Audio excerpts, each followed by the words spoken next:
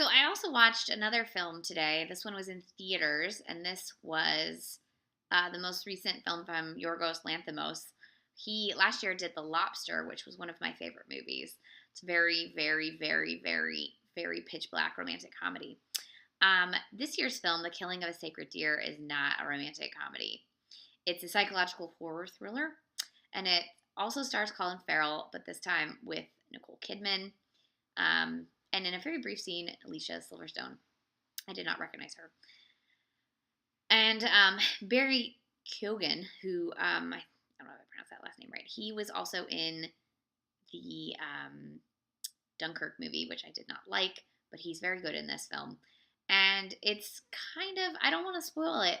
I think it's maybe best if you go in this movie not knowing much.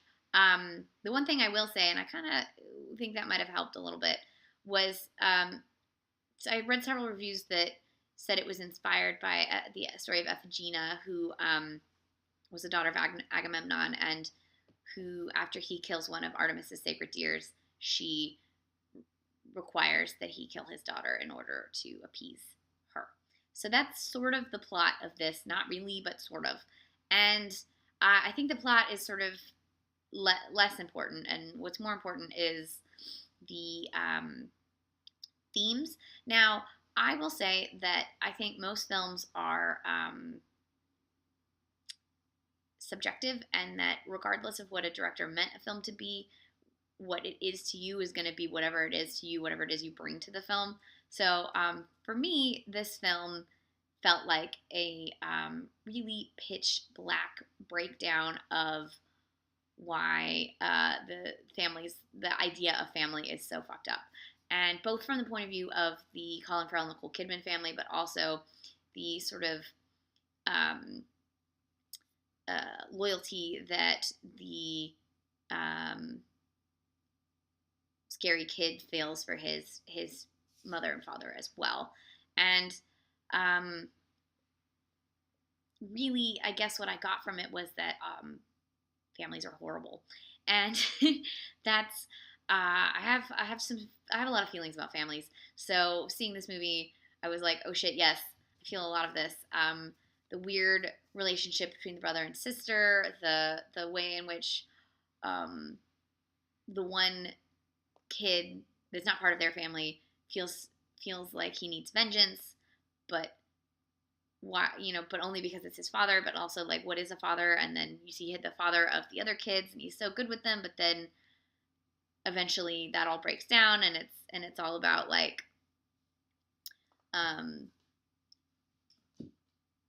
selfishness and parents choosing themselves over their kids, and there's just a lot going on in this movie that I was like, ooh. But also, what's fascinating, I think, about Lanthimos as a director is the way in which the comedy is derived from such horrible moments.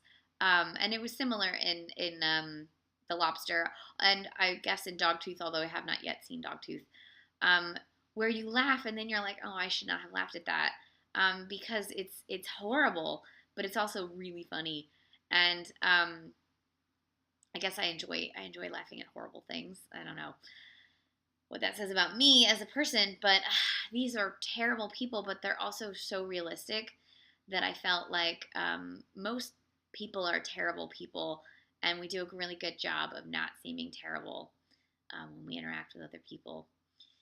But at the heart of, this makes me sound much more bitter than I am, but at the heart of most people, I think, is a selfishness, and occasionally you have truly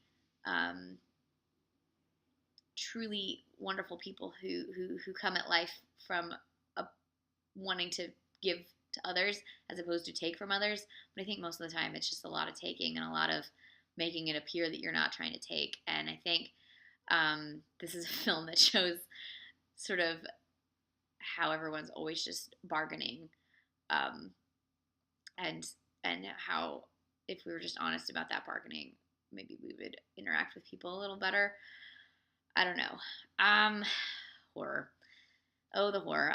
What else to say? That's beautifully shot. I read a lot of reviews of people basically saying that it looked too much like other filmmakers, And I'm always like, so film has language, and if people are borrowing the language of other filmmakers, I don't understand how that's a bad thing. Like, just every steal. It's the Jarmusch quote: "Steal from everything," and just take it somewhere else. And I appreciate that. So that's what I have to say about visuals. It was shot in Cincinnati, and I guess they just have like the best sort of vintage looking hospitals in Cincinnati. Because this hospital setting was terrifying, but also like really wonderfully mid-century. Um, and the way he films the ceilings makes you just feel really enclosed and uncomfortable the whole time.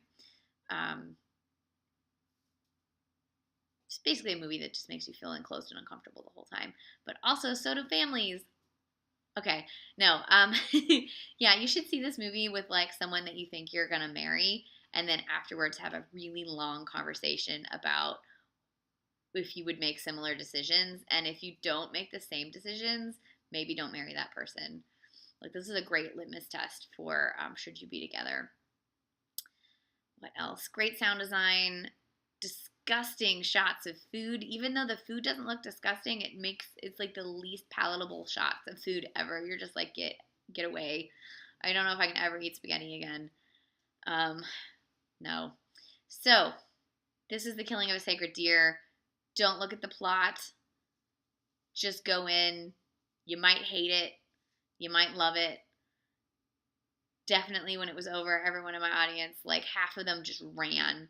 A couple of people left midway through the film, actually. It's one of those movies. Yes. I'm probably going to watch Dogtooth soon. I know it's on Filmstruck, so I should just get to it and see if I feel the same way.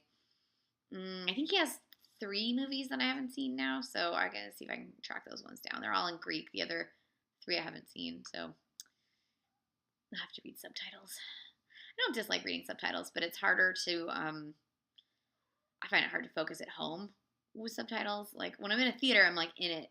When I'm at home, I'm like distracted all the time, and then subtitles, I'm like I have to focus, and that has nothing to do with anything. Okay, Killing of a Sacred Deer. It's from 2017. It's in theaters right now. Don't look up the plot. Just go. That's my advice. And maybe go have coffee and discuss it with people afterwards. Yes.